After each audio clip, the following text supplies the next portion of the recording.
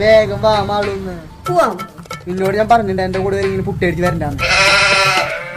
നല്ല സൺസ്ക്രീനാ എടി കൊടുമ്പോ എഴുത്തി സൺസ്ക്രീൻ ഒക്കെ തേക്കേണ്ട പോയി നമ്മൾ ഉജുഗും. സൺസ്ക്രീൻ ഒക്കെ ഞാനും തേച്ചിട്ടുണ്ട്, ഇതേപോലെ അല്ല. നീ ഇതൊന്നും ഉപയോഗിച്ച് നോക്കിയ അപ്പൊ ഇതേപോലെ കുമ്മാട്ടി കളിക്കൊന്നും പോകണ്ട. നമുക്ക് ടെസ്റ്റ് ചെയ്ത് നോക്കിയാലോ. ഇത് വന്നിട്ട് നമ്മുടെ ഡേം ഡോക്കിന്റെ പർപ്പിൾ സൺസ്ക്രീൻ ആണ്. ഞാൻ ആദ്യമായിട്ടാണ് ഇങ്ങനെ പർപ്പിൾ കളർ സൺസ്ക്രീൻ കാണുന്നത്. എന്തായാലും ഞാൻ യുദ്ധത്തിന് തയ്യാറാകുമ്പോൾ പോവുകയാണ്.